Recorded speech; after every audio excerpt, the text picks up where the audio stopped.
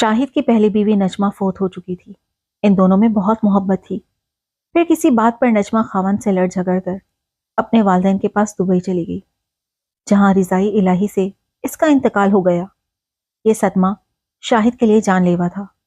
وہ کافی عرصہ دکھی اور بیمار رہے۔ وہ رشتے میں میرے کزن ہوتے تھے۔ ان کی والدہ میری سگی خالہ تھی۔ وہ کہتی تھی کہ بیٹا تم دوسری شادی کر لو، کیونکہ مرنے والی تو واپس نہیں آ سکتی۔ مگر شاہد کہتے کہ میرے دل پر ابھی تک نجمہ کا راج ہے، اس کی جگہ کوئی اور عورت نہیں لے سکتی۔ کیوں تم کسی کی زندگی خراب کرنا چاہتی ہو؟ جب میں یہ بات سنتی تو دل بہت دکھتا۔ ان دنوں شاہد خود سے بیگانہ ہو گئے تھے۔ کپڑوں کا ہوش تھا، نہ کھانے پینے کا، بس بیٹھے منہ تکتے رہتے۔ ان کی حالت پر خالہ بہت افسردہ رہتی تھی۔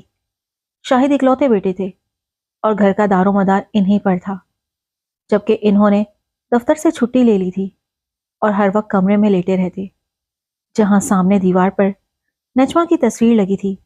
بس اس کو دیکھ دیکھ کر وقت کاٹتے۔ شاہد کی چھٹی ختم ہو رہی تھی اور یہ ابھی تک آفس جانے کے موڈ میں نہیں تھے۔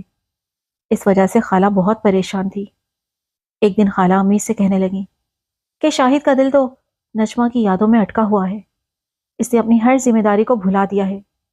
امی نے کہا تم اس پر ذمہ داری ڈالو گی تو وہ احساس کرے گا نا۔ تمہیں کوئی راہ بتاؤ، کیا کروں؟ خالہ نے سوال کیا۔ ارے بھائی اس کی دوسری شادی کر دو، امی نے سمجھایا۔ آپا میں نے بہت کہا ہے، گھنٹوں سمجھاتی ہوں، مگر وہ مانتا ہی نہیں۔ پھر کیسے کسی لڑکی کی زندگی خراب کروں؟ تب امی نے میری طرف دیکھ کر کہا نورین ماشاءاللہ سمجھدار ہے اور تم سے پیار کرتی ہے۔ وہ تمہارا دکھ درد اچھی طرح سمجھتی ہے۔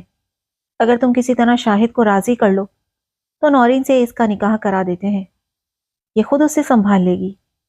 عورت سمجھدار اور محبت کرنے والی ہو تو کیا نہیں کر سکتی؟ خالہ بولی اچھی طرح سوچ لو بہن، تم بیوہ ہو، اس بچی کا باپ ہے نہ کوئی بھائی، ایسا نہ ہو کل یہ دکھی ہو اور تم مجھے کوسو۔ تب امی نے کہا دکھ میں اپنے کام آتے ہیں، شاہد کوئی غیر نہیں، تم سب اپنے ہو، اس لیے اس بات کی فکر مت کرو، بس بیٹے کو راضی کر لو۔ اسے زندگی کی طرف لانا نورین کا کام ہوگا۔ کیوں بیٹی، میں ٹھیک کہہ رہی ہوں؟ جی اماں، میں نے انکار کرنا مناسب نہ سمجھا، کیونکہ شروع سے میں امی کی ہر بات مانتی تھی۔ ماں نے بچپن سے مجھے فرما برداری سکھائی تھی۔ خالہ نے گھر جا کر شاہد کو سمجھایا۔ جب اس نے انکار کیا تو خالہ اتنا روئیں کہ بے ہوش ہو گئیں۔ ماں کو بے سود دیکھ کر وہ گھبرا گئے اور ان کے اندر کا انسان جاگ گیا۔ وہ بھاگے بھاگے ڈاکٹر کو بلا لائے۔ ڈاکٹر نے بھی شاہد کو سمجھایا کہ یہ صدمے سے بے ہوش ہو گئی ہیں۔ ایسی حالت میں لوگ اکثر کومے میں چلے جاتے ہیں، تو بے ہوشی میں ہی ان کی موت واقع ہو جاتی ہے۔ والدہ تمہاری شادی کرنا چاہتی ہیں تو تم ان کی خوشی پوری کر دو اور خدا سے اچھائی کی امید رکھو۔ شاہد نے اس حقیقت کو قبول کر لیا اور ماں کی طبیعت بہتر ہونے پر کہا کہ آپ جو چاہیں کریں، مجھے اعتراض نہیں، مگر لڑکی کو سمجھا دیں کہ میں اسے وہ پیار نہ دے پاؤں گا جو نجمہ کو ملا۔ ماں نے کہا وہ لڑکی کوئی غیر نہیں جس کو کچھ سمجھانے کی ضرورت پڑے گی، وہ ہر بات پہلے سے ہی سمجھتی ہے۔ شاہد بولے وہ کوئی بھی ہو، میرے لیے سب برابر ہیں، بس اس کو کہہ دینا کہ وہ مجھے ڈسٹرب کرنے کی کوشش نہ کرے، ورنہ میں اسے چھوڑ کر چلا جاؤں گا۔ خالہ کے لیے تو یہی غنیمت تھا کہ اس نے ہاں کر دی تھی، آگے سنبھالنا بیوی کا کام تھا۔ مجھے انہوں نے اچھی طرح سمجھا دیا کہ تمہیں پہلے پہل تو کوئی توقع نہیں کرنی، شاہد کو اس کے حال پر چھوڑنا ہے۔ رفتہ رفتہ وہ خود تمہاری قربانی محسوس کر کے تمہاری طرف مائل ہو جائے گا اور نجمہ کی یاد اس کے دل سے مٹ جائے گی۔ میں کلی طور پر تمہارے ساتھ ہوں۔ اب ساس اور میں ایک ہو گئے، مگر شاہد الگ تھلگ چپ چپ رہتے، سارا دن نجمہ کی تصویر دیکھتے رہتے۔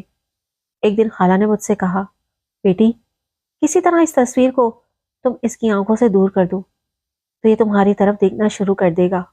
تم کو نجمہ بن کر اس کی کمزوری دور کرنا ہوگی۔ میں نے کہا خالہ جان، اس کے لیے مجھے نجمہ جیسی عادتیں اپنانی ہوگی۔ آپ بتائیں کہ اس کی عادتیں کیسی تھیں؟ خالہ نے مجھے کافی باتیں بتائیں اور اس کے سوٹ کیس بھی دیے، جن میں اس کے نئے جوڑے رکھے ہوئے تھے۔ میں نے ان میں سے ایک جوڑا نکالا، نہا دھو کر بناؤ سنگھار کیا اور وہ جوڑا پہن کر کمرے میں داخل ہوئی۔ جو ہی انہوں نے مجھے دیکھا، ان کے چہرے کا رنگ بدل گیا۔ میں تو سمجھ رہی تھی کہ وہ مجھے نجمہ کے روپ میں دیکھ کر خوش ہوں گے، مگر نہایت ناگواری سے انہوں نے مجھے دیکھا اور ڈانٹ کر کہا، نورین، کیا تمہارا دماغ خراب ہے؟ میں تم کو ایک عقل مند لڑکی سمجھ رہا تھا اور تم اوچھے ہتھ کنڈوں پر اتر آئی۔ کیا ایسی حرکتوں سے کسی کا دل جیتا جا سکتا ہے؟ میرے زخم ہرے کر دیے ہیں۔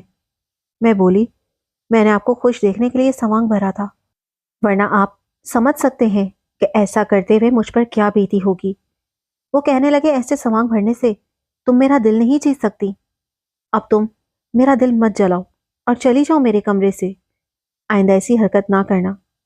ان کے لہجے کی سختی نے میرا دل چھلنی کر دیا اور میں روتی ہوئی اپنے کمرے میں آ کر بستر پر گر کر خوب روئی، یہاں تک کہ دل کا بوجھ آنسوں میں بہہ گیا۔ کچھ دیر بعد قدموں کی آہٹ سنائی دی۔ دیکھا تو دروازے پر شاہد کھڑے تھے۔ میری سرخ آنکھیں دیکھ کر انہیں احساس ندامت ہوا۔ وہ کہنے لگے، آؤ میرے کمرے میں بیٹھو اور مجھے معاف کر دو۔ میں نے جذبات میں نہ جانے تم کو کیا کچھ کہہ دیا۔ آؤ آج سے نئی زندگی کا آغاز کرتے ہیں، بس تم نجمہ کی کسی چیز کو ہاتھ نہ لگانا۔ میں نے کہا، آپ مجھے شرمندہ نہ کریں، میں نے بالکل بھی برا نہیں منایا۔ مجھے پتا ہے کہ آپ نجمہ سے کتنی محبت کرتے ہیں، میں آئندہ ایسا کبھی نہ کروں گی۔ غلطی میری تھی، معافی آپ مانگ رہے ہیں۔ اس دن کے بعد سے شاہد مجھ سے پیار سے بات کرنے لگے اور آفس بھی جانے لگے۔ یوں ہماری زندگی معمول کے مطابق گزرنے لگی۔ گرچہ شاہد کے پیار میں بناوٹ اور رکھ رکھاؤ ہوتا، پھر بھی غنیمت تھا کہ میری جیت ہو گئی تھی۔ ایک دن جب شاہد دفتر گئے ہوئے تھے، دروازے پر دستک ہوئی۔ ملازمہ نے آ کر بتایا کہ ایک صاحب آئے ہیں، کہتے ہیں شاہد کی بیگم سے ملنا ہے۔ میں حیران ہو گئی کہ یہ کون ہو سکتا ہے۔ میں نے کہا، تم ان کو ڈرائنگ روم میں بٹھاؤ، میں دیکھتی ہوں کون ہے۔ پھر میں دوپٹہ سر پر لے کر ڈرائنگ روم میں گئی۔ اس شخص نے کہا کہ مجھے شاہد کی بیوی نجمہ سے ملنا ہے، آپ ان کو بلا دیں۔ میں نے بتایا کہ نجمہ تو فوت ہو چکی ہے، میں شاہد کی دوسری بیوی ہوں، بتائیے کیا کام ہے۔ وہ کہنے لگا، کام تو مجھے انہی سے تھا، ان کے کچھ خطوط میرے پاس تھے۔ میں ملک سے باہر تھا، تب اس نے مجھ سے بے وفائی کی اور شاہد سے شادی کر لی۔ میں نے سوچا کہ اس کی امانت لوٹا دوں، لیکن افسوس کہ وہ مر گئی ہے۔ اب میں یہ خطوط شاہد صاحب کو دے دوں گا، مجھے امید ہے کہ وہ یہ خطوط مجھ سے ضرور خرید لیں گے تاکہ اپنی عزت بچا سکیں۔ اس آدمی کی باتیں سن کر حیران رہ گئی، سوچا کیسا گھٹیا اور گرا ہوا شخص ہے یہ، مرنے کے بعد بھی نجمہ کو نہیں بخش رہا۔ بہرحال اپنے شوہر کو مزید دکھ سے بچانے کے لیے اور ان کی عزت کی خاطر میں نے صدا کی کہ کیا آپ یہ خطوط مجھے نہیں دے سکتے؟ کیوں نہیں، جو بھی ان کی قیمت دے دے، مجھے تو انہیں بیچنا ہی ہے۔ اس کا کیا ثبوت ہے کہ یہ خط نجمہ کے ہی ہیں؟ بڑی سادہ سی بات ہے، اگر آپ سمجھ سکیں۔ اس کے لہجے کے یقین سے میں نے اندازہ کر لیا کہ وہ صحیح کہہ رہا ہے۔ تبھی میں نے کہا، دیکھیں مسٹر ثاقب، میں آپ کو نہیں جانتی، مگر آپ ایک اچھے انسان نظر آتے ہیں۔ براہ کرم اس راز کو راز ہی رہنے دیجیے۔ آپ اگر ضرورت مند اور مجبور ہیں تو ان کی قیمت دینے پر تیار ہوں، آپ رقم بتا دیجیے۔ اس نے کہا، 1,00,000 روپے۔ اس وقت 1,00,000 کی رقم بہت ہوتی تھی۔ سوچا کہاں سے لاؤں گی 1,00,000 روپے؟ خالہ بھی گھر پر نہیں تھی۔ مجھے بے چین دیکھ کر وہ بولا، میں چلتا ہوں، پھر آ جاؤں گا اور شاہد صاحب سے بات کر لوں گا۔ میں نے کہا، نہیں نہیں، آپ پھر مت آئیے گا، میں آپ کو نقد رقم تو نہیں دے سکتی، البتہ میرا زیور ہے وہ لے لیں اور یہ خطوط مجھے دے دیجیے۔ میں نے جلدی جلدی اپنا زیور نکالا اور اس کے سامنے رکھ دیا۔ اس کی بانجیں کھل گئیں۔ اس نے جلدی سے زیور سمیٹ کر بریف کیس میں رکھا اور خطوط کا پلندہ میرے حوالے کر کے چلتا بنا۔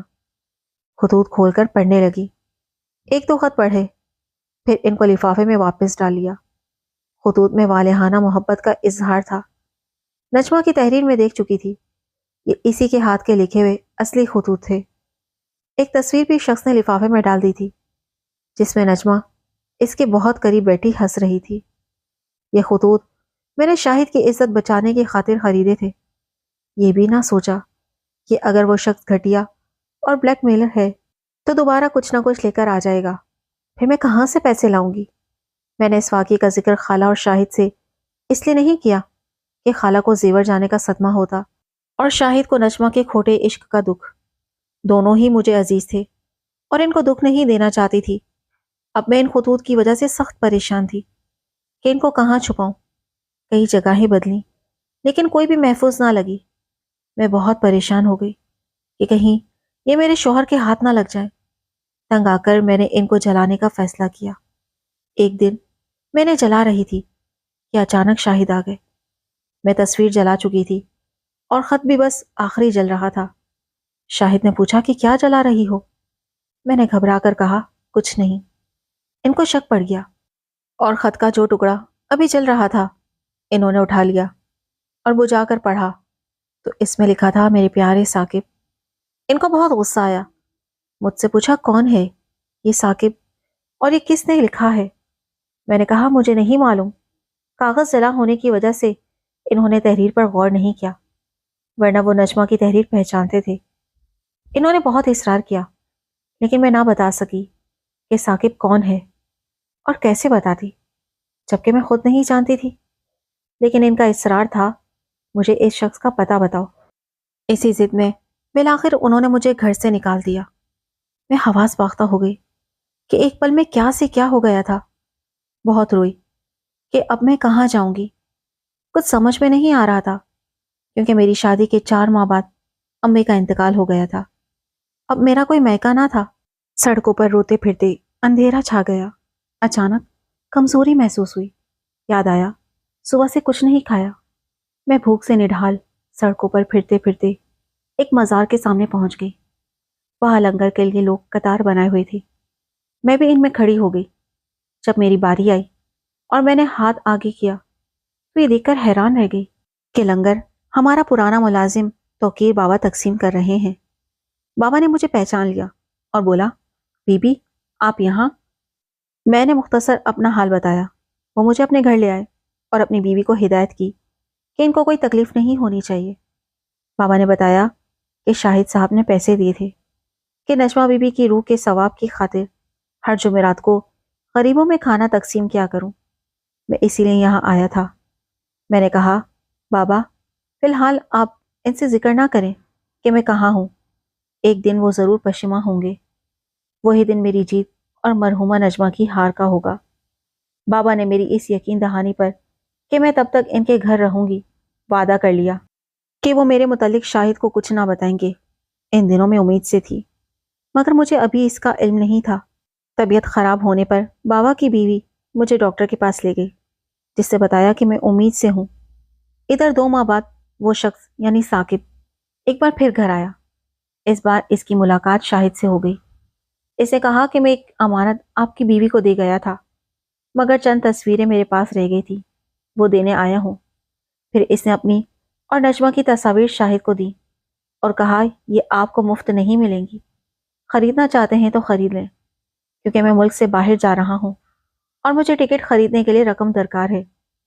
شاہد نے نجمہ اور ثاقب کی تصاویر دیکھی تو سارا معاملہ ان کی سمجھ میں آ گیا، لیکن اپنی محبت کو موت کے بعد کی رسوائی سے بچانے کی خاطر انہوں نے منہ مانگی قیمت ادا کر کے تصاویر لے لی اور کہا کہ اگر اور کچھ بھی اس ضمن میں تمہارے پاس ہے تو ابھی لے آؤ اور قیمت لے لو، مگر بار بار یہ خریداری نہیں چلے گی۔ اس کے بعد اگر تم آئے تو پھر یاد رکھنا مجھ سے برا کوئی نہ ہوگا۔ اس شخص نے کہا مجبوری آدمی سے ایسا کام کرواتی ہے، ورنہ میں اتنا برا نہیں تھا۔ نجمہ مجھ سے بے وفائی نہ کرتی تو یہ نہ ہوتا۔ رقم لینے کے بعد واقعی وہ پھر نہیں آیا، مگر اس کا دوبارہ آنا مجھ پر ایک احسان تھا کیونکہ سارا معاملہ میرے خاوند کی سمجھ میں آ گیا تھا، بلکہ انہیں میری قدر بھی ہو گئی۔ انہوں نے کمرے کی دیوار پر لگی نجمہ کی تصویر اتار کر توقیر بابا کو دی اور کہا کہ اس کو دریا میں بہا دینا۔ خالہ سے کہا کہ نجمہ کی ہر نشانی مٹا دیں، گھر میں اس کی کوئی یاد باقی نہ رہنی چاہیے۔ اب وہ اپنے کیے پر پچھتائے اور میرے لیے تڑپنے لگے۔ وقت کے ساتھ ان کی تڑپ میں اضافہ ہوتا جا رہا تھا اور میری قدر اور محبت بھی اسی شدت سے بڑھتی جاتی تھی۔ توقیر بابا آ کر مجھے ان کی حالت بتاتے رہتے تھے۔ پھر بابا نے اور ان کی بیوی نے مجھے سمجھایا، ایسا نہ ہو کہ وہ بیمار ہو جائیں، ہم آپ کی خالہ کو بلا لاتے ہیں۔ میری آمادگی پر بابا نے خالہ کو بتا دیا کہ آپ کی بہو میرے گھر میں ہے۔ جس دن صاحب نے ان کو نکالا تھا اسی دن میں نے ان کو اپنے گھر پناہ دے دی تھی۔ ہم حالات کا انتظار کر رہے تھے کہ خدا کوئی سبیل نکالے تو بیوی واپس اپنے گھر چلی جائے۔ خالہ نے توقیر بابا کو دعائیں دی اور کہا، خدا تمہارا بھلا کرے، تم نے میری بھانجی کو اس بے رحم دنیا میں گم ہونے اور ہمیں بڑی بدنامی سے بچا لیا۔ پھر گھر آ کر بیٹے کی طرف سے معافی مانگی اور گھر چلنے کو کہا۔ میں نے کہا، خالہ آپ مجھے لے جا رہی ہیں، اگر شاہد نے قبول نہ کیا اور پھر سے گھر سے نکال دیا تو آپ کیا کریں گی؟ خالہ بولی، بیٹی ایسا نہیں ہوگا، شاید خود تمہارے لیے بہت پریشان ہے، اس کی راتوں کی نیند اڑ چکی ہے۔ تمہاری غلطی ہے کہ جب ثاقب نامراد آیا تھا تو تم میرا انتظار کرتی، جب میں واپس آتی تو مجھے نجمہ کے خطوط دے دیتی اور سارا حال بتا دیتی تو آج یوں دربدر نہ ہوتی۔ ہمیشہ بزرگوں سے مشورہ لینا چاہیے۔ اگر وہ بدبخت شخص دوبارہ نہ آتا تو کبھی شاہد کے دل سے غلط فہمی دور نہ ہوتی۔ مرد کے دل میں ایک بار شک آ جائے تو سمجھو شیشے میں بال آ گیا۔ خیر، خالہ مجھے گھر لے آئی۔ شاہد کو بھی برا بھلا کہا کہ اس کا کون ایسا رشتہ دار تھا جو اس کو سنبھالتا۔ وہ تو شکر کرو کہ توقیر بابا نے ہم پر احسان کیا۔ وہ کافی بوڑھے آدمی تھے اور میرے سسر صاحب کے وقت سے ملازم تھے۔ خدا نے میرا گھر آباد کرنا تھا سو اس نے ناممکن کو ممکن بنا دیا۔ سچ ہے، وہ جو چاہے ہو جاتا ہے۔ میں اپنے رب کی مشکور ہوں کہ اپنے گھر آباد ہوں۔ نجمہ کی حقیقت کھلنے کے بعد اس کی یاد خود بخود شاہد کے دل سے محو ہو گئی۔